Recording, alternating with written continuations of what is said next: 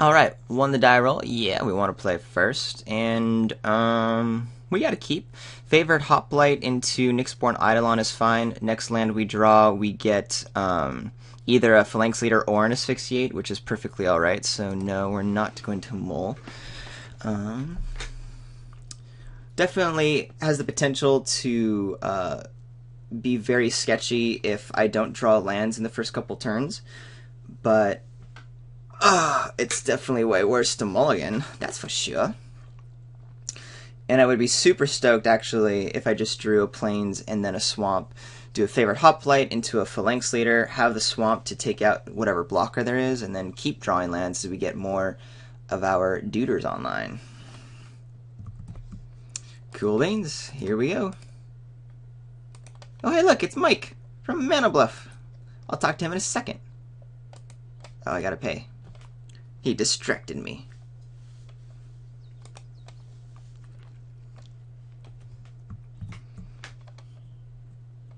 Alright, favorite hoplite down. Pass the turn. And see what else is up. Hey, that's pretty okay.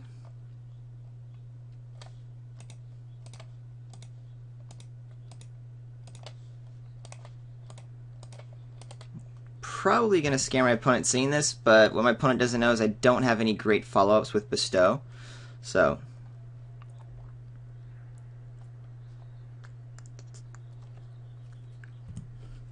and my opponent does nothing.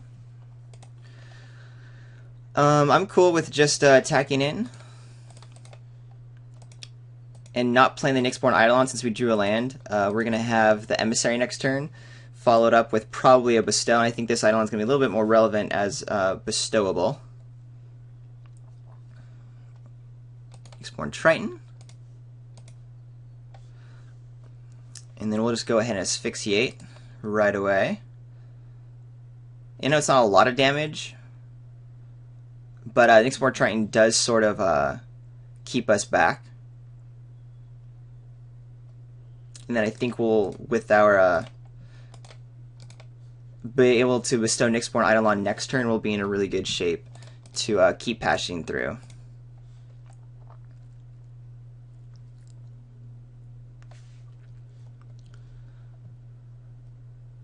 Burnished Heart, that's cool. Tormented Hero, that's cool. Yeah, so now what we can do is, ooh, and we have a bunch of follow-ups. Put the Eidolon on the Phalanx Leader, which allows us to tack through and get a lot more damage in, and we'll be able to do the Baleful Eidolon as well as needed.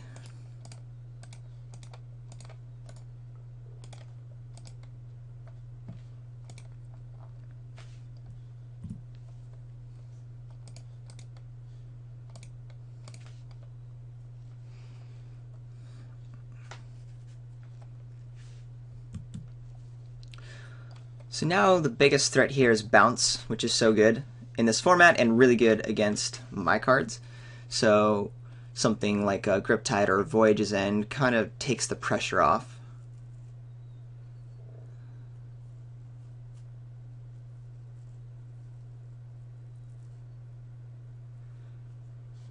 That's okay, of course. Ooh, Lentil Harpy's nice. We can go ahead and continue our attacks. Our opponent can't minus us yet. There's certainly issues of like a gosh, what do you call it? Like a Necrobite or anything like that. If that's the case, it could be better just to go ahead and put the Eidolon on the favorite Hoplite to pound through for some more. My opponent could double block, but I have a lot of tricks up.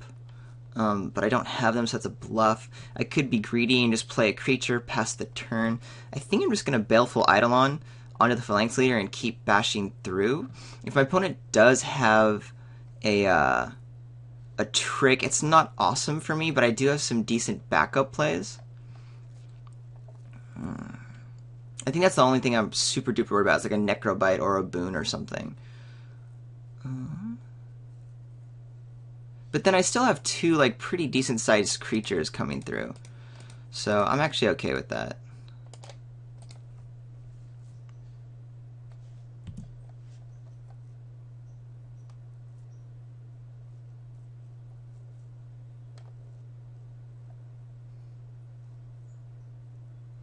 Because even if there is one combat trick or one bounce, both the creatures are still decent threats. Obviously, the Phalanx Leader are much more, but if that's the one that's dealt with, I get 2 dudes on the ground. Or if the favorite Hoplite's the one that's dealt with, like, I'm in good shape with the Phalanx Leader. So, plus this is now lethal, so blocks have to happen. Didn't even pay attention to that. That's kind of important. All right, so opponent just wants to get some lands online. That's a-okay with me. The Phalanx Leader is currently lethal. Has to use removal or chumping to deal with it. And then we have good follow-ups to keep our pressure up.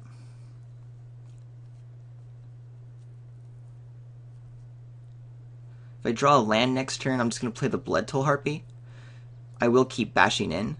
The Bloodtoll Harpy is kind of bad against Shipwreck Singer, but if I draw like 2 lands in a row, it can get really good with like a Bestowed Emissary on it or something. Psychic Intrusion. I don't even remember what this card does. His or her hand, you may choose a non-land card from that player's card or hand and exile it. You may cast that card for as long as it remains exiled. They may spend mana as though it were... Oh, wow. Well, that's pretty good. My opponent gets my Emissary.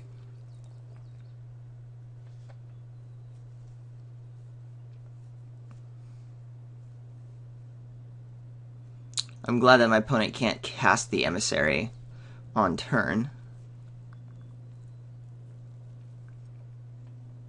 But my opponent does have the mana to bestow it,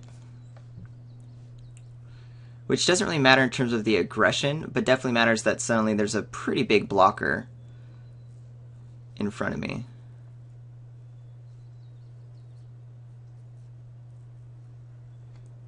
It is nice, though, that my opponent is only going to have 2 mana up, which really does what, Voyage's End and then Boon, or Trine Tactics, or some kind of combat trick that doesn't really blow me out. Ooh, and that's really nice. We'll just go ahead and attack. I can't bestow yet, but we're going to try to just get this attack in. So this is Voyage's End? Oh, no.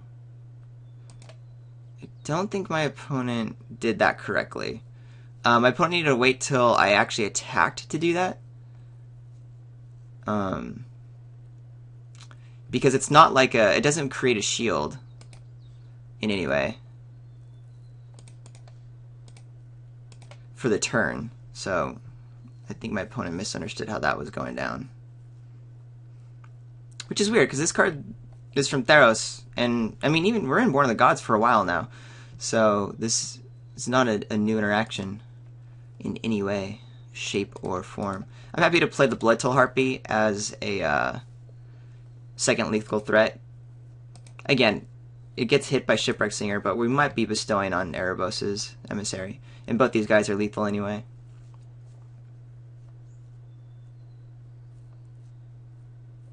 If my opponent wants to use 4 mana to do the Shipwreck Singer, the mana up can't do the Bestow on Heliod's Emissary, and we'll tie up a bit of mana, and only having 3, that's pretty nice. Grey Merchant. Alright, keeps the game going a little bit longer, and is a decent blocker. But my Phalanx Leader is still doing alright.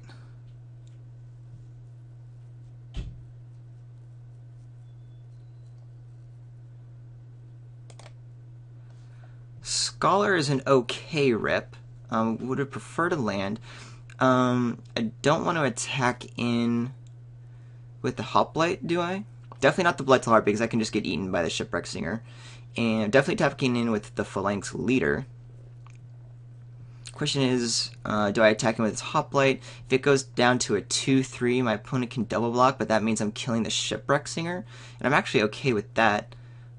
Oh no, my opponent can't double block. My opponent has to block the Phalanx Leader, because it's lethal even with the Shrink. Yeah, we're definitely attacking it with both.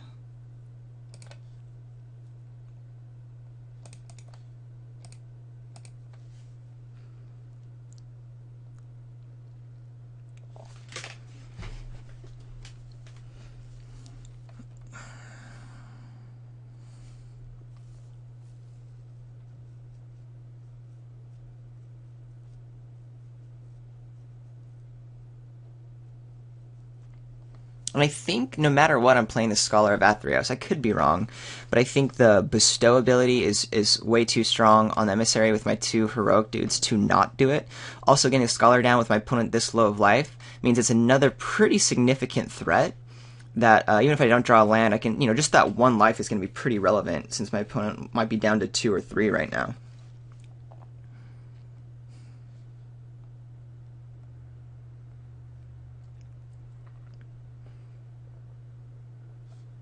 My opponent's thinking a wee bit about it. Again, I'm mostly worried about some bomb coming down or this emissary of some kind being dealt with. Ah, there is a boon on the Grey Merchant, interestingly enough. My opponent is just looking to get the favorite hoplite. Interesting, because my opponent is basically just like assuming I don't have a combat trick, which I didn't, so that's fine. But that means we have some really nice lethal backup creatures. But I think the safe bet might have been trying to kill the Phalanx Leader in with the Boon of Erebos. Could that have happened even? 1, 2, 3, 4. No, I guess it couldn't have happened. That's why that went down. I forget. It's only +2/+0, not +3/+0.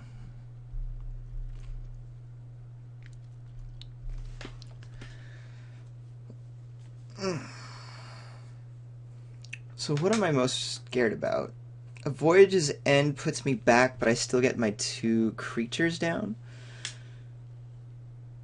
I can't really attack through them, but it doesn't destroy my board state and doesn't really help my opponent. If the Emissary gets bestowed, that doesn't matter because there's still lethal in the air plus with the Scholar. Sip taking out 1 guy doesn't matter. Born Overlord would be bad, but that's always the case. Right? A Born Overlord's always evil. It's actually one of my favorite cards. Okay. So my opponent's going down for an extra blocker. Makes a lot of sense. 3 mana now. Not too sure what else is up. But I still get to have lethal in the air. So I'll just make my opponent do something. Although I am super tempted just to bestow now the Phalanx Leader. But I think we have the win on board, so there's really no reason to show the Emissary. I just can't imagine that this doesn't work.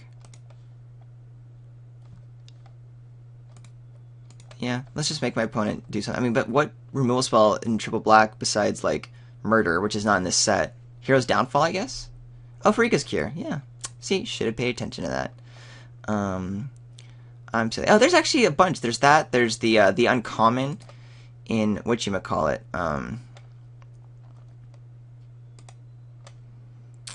In Born of the Gods. That's also a thing. Here I am just going to go ahead and cast with Bestow instead of the Scholar of Athreos trigger. Because it's too good. I am out of hand and my opponent can see things, but I mean, man. So I might have played that too conservatively because I was being dumb and not thinking about all 2 of the double black combat tricks or removal spells that exist. Pharika's Cure, and then again that other one is the uncommon from Born of the Gods. Drown in Sorrow, is that the one, or is Drown in Sorrow the mini board sweep? Can't remember. It's been way too long. But I definitely give my opponent the opportunity to get back in this game. Champion of Stray Souls isn't going to do a whole lot in this game.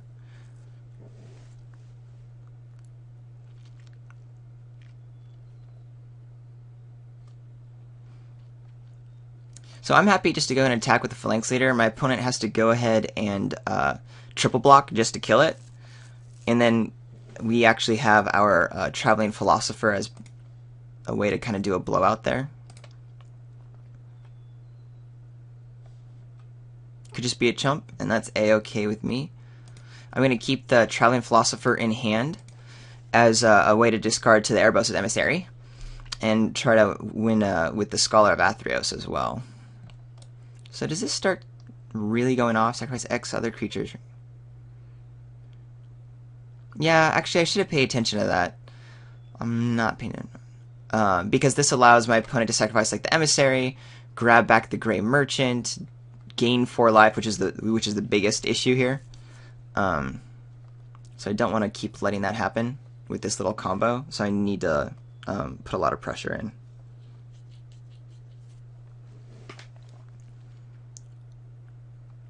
But I honestly have never seen this card work. So, I mean, I should have thought ahead, but I'm kind of curious to see how it starts going down. And I think this is what's happening now, right? But if this is tapped, 2 are sacrificed. I guess other cards do come into play. Sacrifice the Emissary, get the Gray Merchant back. 1, 2, deals 5 damage, go back up to 10. I'm at 9. That's kind of scary. I do have a 10-9, but no evasion. And then my opponent can just block with the Gray Merchant again, sacrifice something else, get it back.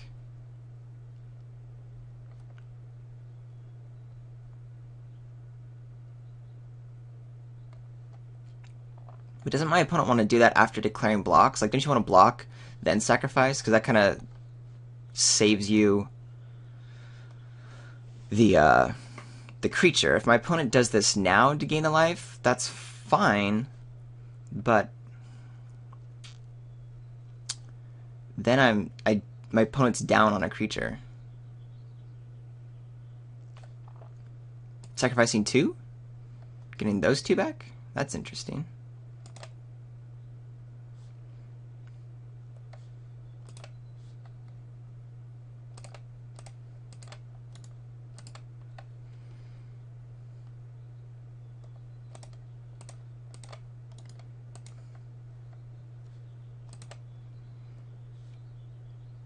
So let me think this through. If I attack in again with both my guys, which is fine, he can't kill. I mean, I can't really kill anyone either, but, you know, might as well see if what a block goes down. And then the Gray Merchant dies. My opponent can do the same thing by doing the Champion of Stray Souls with all that manner, and then gets to sacrifice again and bring it back. So that's why this is not a good idea with the Phalanx Leader to attack in, because it just gets the Gray Merchant back. But then untapping... I'm just not too sure how to deal with this card, so I need to think about it for a second. Okay, yeah, so we're going to go ahead and attack in with both. If I just wait on this Scholar, my opponent's going to be able to start getting back more creatures and playing more creatures and getting the Champion Soul off. This does mean my opponent is probably going to do a block, end up getting it back, but because my opponent did that, did the activation of the Champion with the Emissary on during like a main phase or something, instead of like doing a block and activation, I am getting net a creature off the board. The Scholar's getting through, since my opponent can't do the Shipwreck Singer. And that does put some extra damage through on my opponent, which is pretty nice. If I had trample, things would be absolutely grand. But I don't, so that's okay. My opponent will still get the Gray Merchant back, but then we're in a little bit better situation.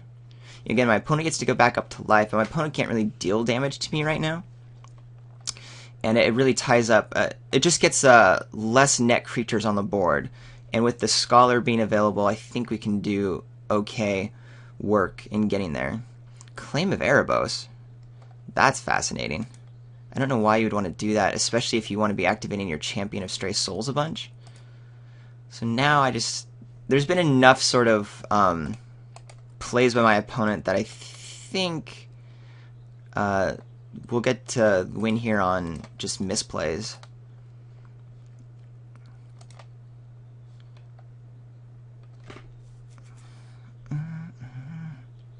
Yeah, at this point I'm willing to just pass the turn and win with the Scholar, because right now my opponent can't do anything. I guess my opponent can force me to attack and whatnot, so let's see if that goes down.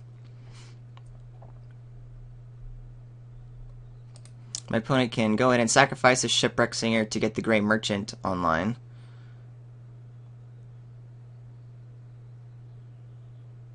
Do I want the Servant of Temerant? No, I want to do another activation. So my opponent will do 1, 2, 3, 4, 5 here. Back up to 9. And then we're just going to have to grind out for a while. over a couple of turns, but I think we're in okay shape. My opponent could do 4 damage to me, as in with the claim and with an attack from Gray Merchant. But we can pretty easily block with the Scholar.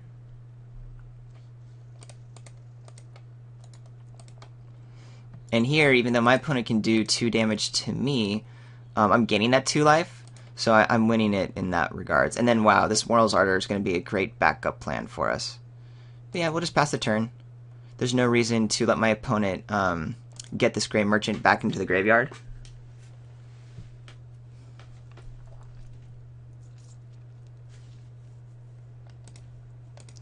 And grind it all the way out. What else is there? Bounce? 1, 2, 3, 4. Oh no, my opponent is doing... Oh, I didn't see that interaction. I didn't think you could sacrifice it and then return it as well. So that is going to be a problem, the 5 and 5. That means I need to start... well, I mean, I'm going to do Immortal's Ardor here to gain some life. It's going to be a... Oh, Shipwreck Singer? So maybe my opponent can't... Yeah, because you have to target it when you do it. Good.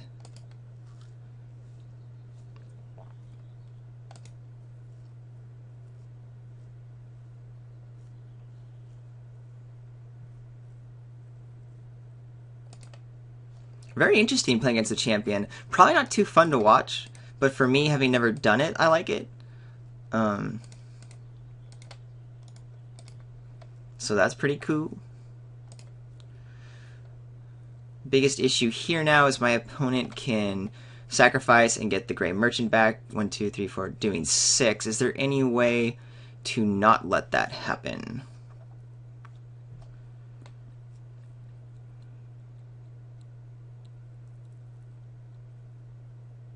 I'm not in danger of dying because this Mortal Ardor is going to get me there, but I'm also not in a position where I can be winning this game readily.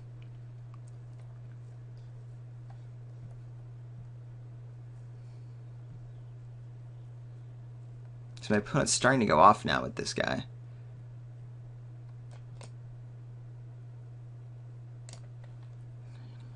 I just don't see the point of playing these at the moment.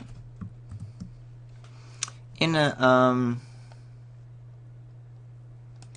yeah, I'm going to go ahead and attack with the Flank Slayer. My opponent can do the activation sacrifice anyway, so I might as well allow my opponent to make the mistake. Since my opponent's already made a couple little minor mistakes. Oh, so now my opponent's trying to kill the Scholar. Okay. I'm actually fine with that. I think the Mortal's Ardor will keep it alive. I'm not entirely sure. I guess we'll find out. Depends how the blocks go down. And I'm going to attack with both. That's because of this Mortal's Ardor here.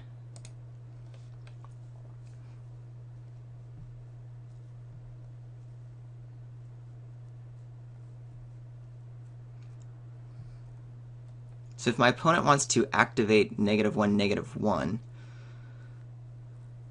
Okay. So my opponent is blocking here. Possibly has the is there any way for me to kill it with the Mortal's Ardor? No. So I could Mortal Ardor's my Scholar to try to kill the Omen Speaker, but it's probably just going to be sacrificed anyway. But that does mean I get to kill the Shipwreck Singer, which is, again, another creature off the board. And I do think I'm going to fire off the Ardor now to gain some life. No, because my guy's already going to be pretty lethal. But man, this is just, like, super grind.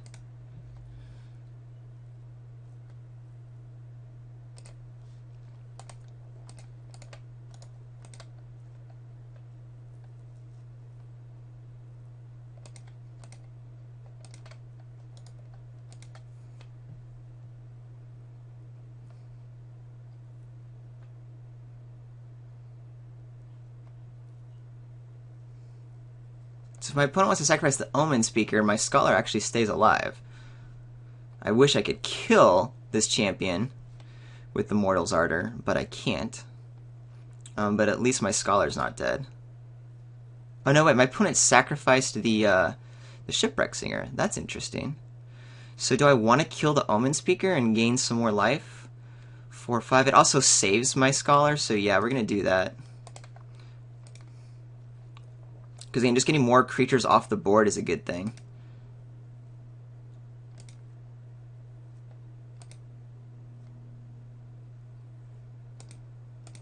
Alright. Grindy, grindy. I gotta be careful of time, because this is definitely going to be a game where that matters, so... This is our first game. Wow! This is fun. I don't know how to beat this yet. Because I think I guess I have a couple of removal spells that do it. So I just need to draw those. So if I can just stay alive and grind out, we should be fine. Interesting. My opponent's attacking? What else does my opponent have? That's really bad, because now my opponent can't block. Okay, so that's a mistake, right? Am I missing something? Bouncing? Ah, Sudden Storm. I see, I see.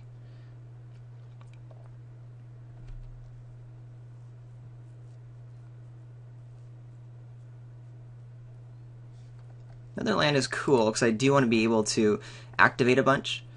My opponent can still do a nice little grind out. I just want one of my removal spells to get rid of this champion, because I think I just need that one window. Anyway, so I have 4, 8, 9, so I can do 3 activations, which isn't going to do it. 1, 2, because I'm taking 5. But I do need to get some amount of... We're going to play the Servant for defense, so I just don't die, and then try to leave up 2 activations here.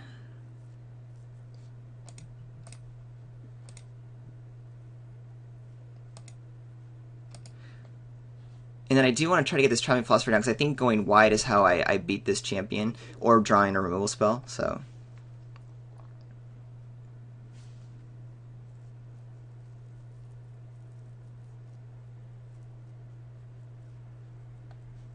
I remember this guy could cause me to lose too. So... There's 7... direct damage points on the board. Well, no, because my opponent can't tap and do both, so that's actually okay. Still, there's 5. Let's see what else is up.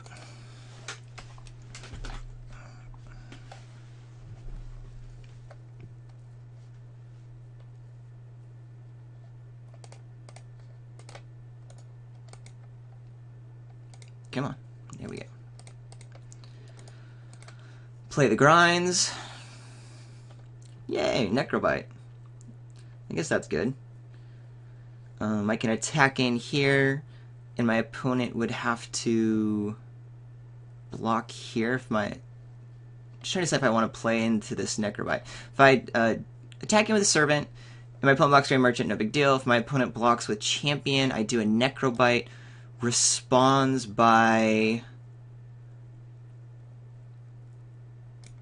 But then there's definitely enough... yeah, that gets me enough time to swing in for the kill next turn, so I think we're good on that.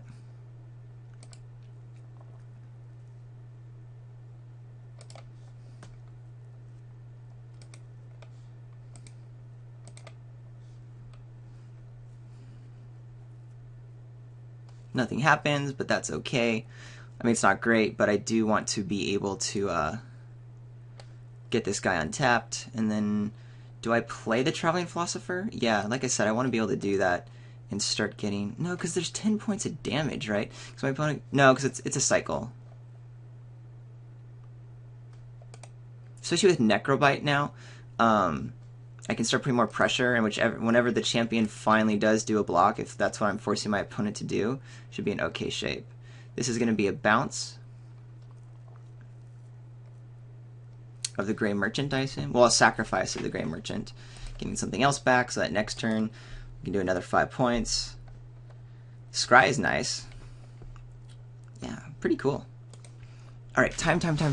We have the game plan, I just need to follow through with it. I'm a minute behind, which is not cool, because this match is definitely going to be going to time.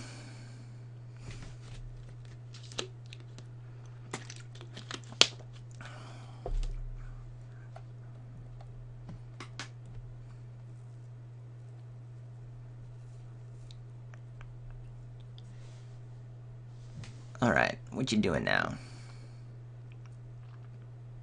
I can't F6 because of my Scholar activations.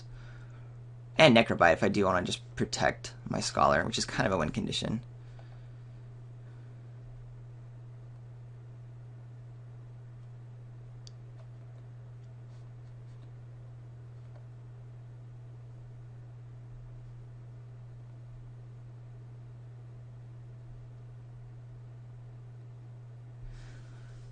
So my opponent can activate now.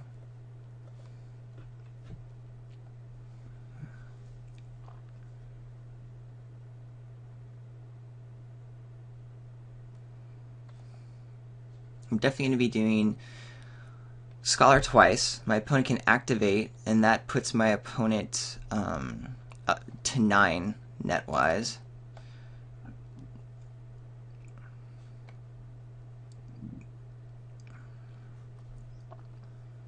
Gosh, getting a sip or my Lash of the Whips would be just amazing.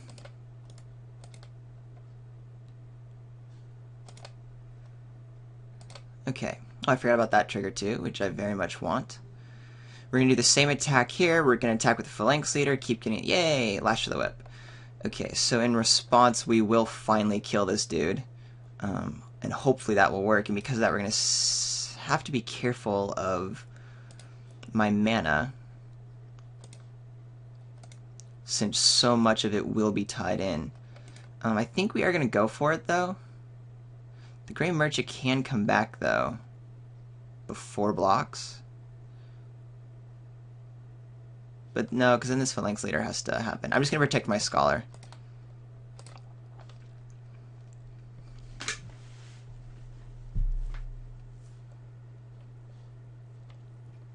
It's a little dangerous to play into things this way. I'm going to try to go for the Necrobite because it allows me to have the more Scholar activations. And if push really comes to shove, I can do the Lash in response also.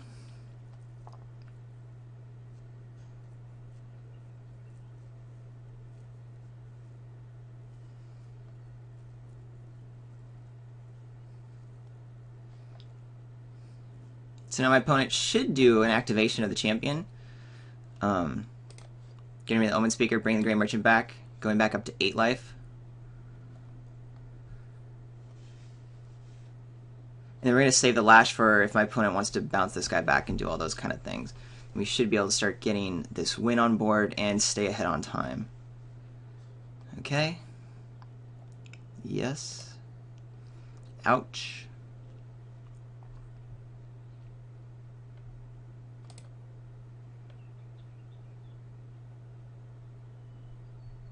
A Pharika's Cure. Okay, that's a bummer. But okay. So there's 2 Pharika's Cures we've seen, which is actually going to be good in the following matchup. My opponent can still do the put on top of Library, but that's such a long time before it becomes relevant, and we have enough pressure on the board to win, I think, before then.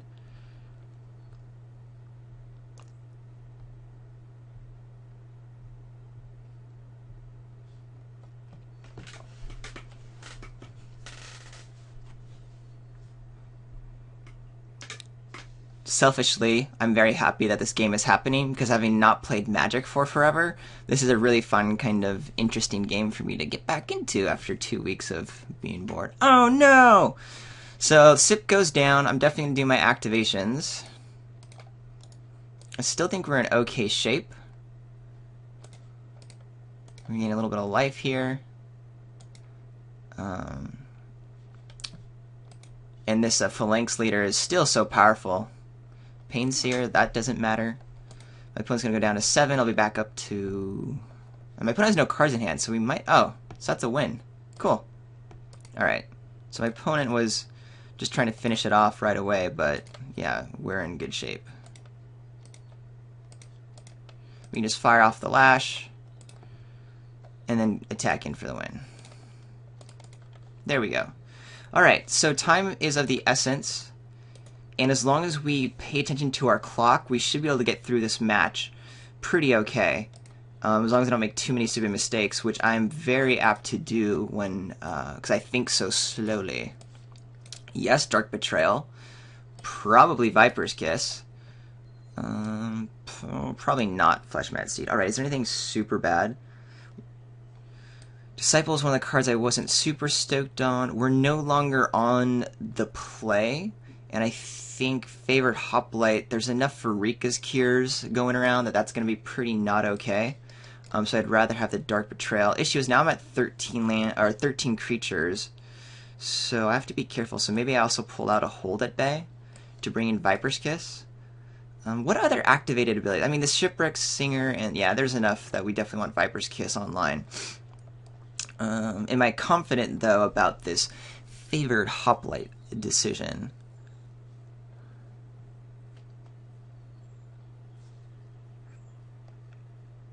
Yeah, we're not going to really get an abusive hand. We're going to try to grind out and kind of use our removal spells and some of our other, finishers to get there. But we really only got in that game because of Phalanx Leader and Favored Hoplite. Stumbling the Voltron. So that's something to pay attention to. But I think I like this. My only worry is I'm a little bit low on creatures to where maybe a Flesh Mad Steed might be relevant. But I think this is fine.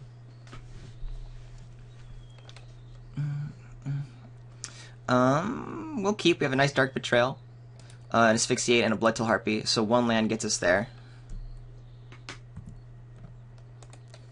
Hopefully it planes. Omen Speaker's fine.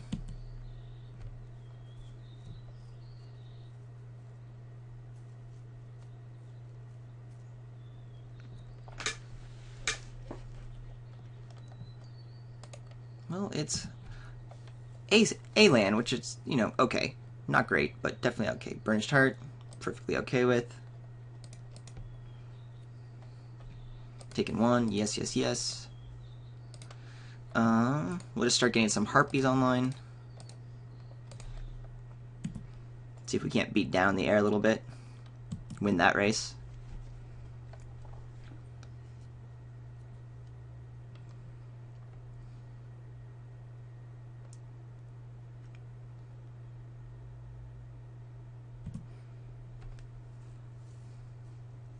Could have blocked the Burnished Heart, but I'm not too worried about my life total. Oh, that's a bummer. Alright, what two am I showing? Glimpse and Mortal's Ardor, right? I don't know, Mortal's Ardor is actually going to be really good as soon as we get one. I think we do Sip because we don't need it, as well as one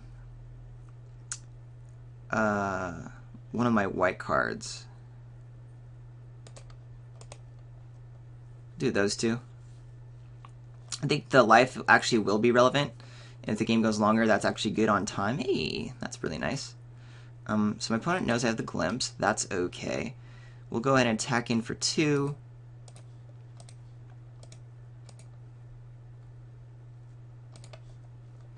And then, I don't really care about this Disciple, so I'm not going to asphyxiate it. I care about more of the super powerful cards. Grey Merchant I'm cognizant of.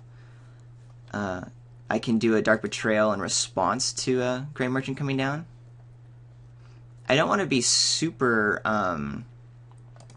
lenient with my life because of that. And if my opponent, is trying to kill me super quickly, that's not awesome. Shipwreck Singer, that's going to take the Dark Betrayal. There we go. Ooh, and we have our own Disciple of Phoenix, which I actually do want to play now, because I want to see what my opponent has, get a nice card out, and then have a good blocker. Wow, okay, so Grey Merchant's going to go. I think that's the thing I'm most scared about. We can get the champion easily, and the Sip of Hemlock has a few turns before it goes down, so that's fine.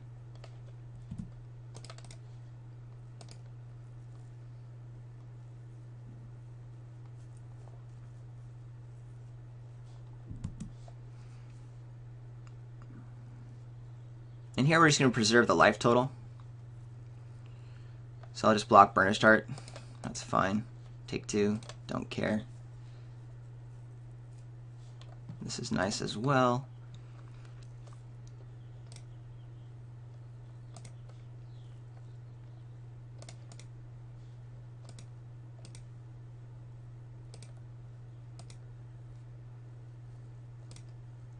Opponent has another sip, and that mythic. What else is being played here? Oh, looking for lands. That's cool with me.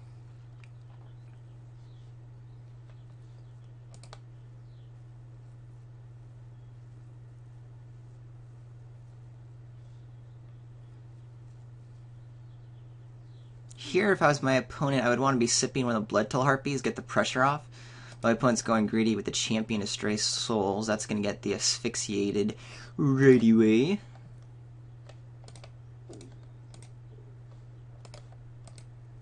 Adios. We'll continue to bash in with our Harpies, and then our Glimpse should get us the win there pretty handily. The opponent's catching up on time, which scares me in case a win gets pulled out here. But we could conceivably Glimpse and Mortal's Ardor next turn for the win. Like if my opponent goes for a tap out on a sip with a sip of Hemlock, killing one of my Harpies, then we just get to tap down these two guys, tack in for our 3 points on the field, plus a Mortal's Ardor for 4, which gets us right there. My opponent knows about the Glimpse, though, not the Mortal's Ardor. And my opponent's not going for it. That's pretty good for us. Maybe I should have saved that in case another Disciple comes down, but I guess I can just respond by playing my cards. Not that that's amazing, but it's an option. Is this a Lash? It is a Lash. So that resolves.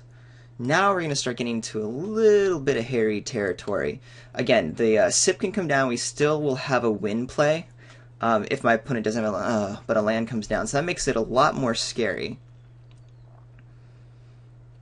Sip happens, yes.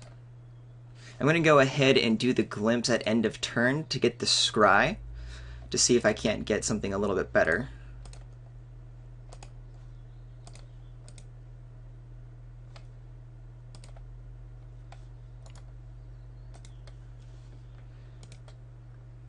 Well, we didn't, but I'm definitely going for it here. Because I don't think my opponent has anything that would, for 1 mana, that could do anything. There we go. Got it. That was a fun game. Whew. Well, got to get to round 2 real quick. Everyone must be waiting.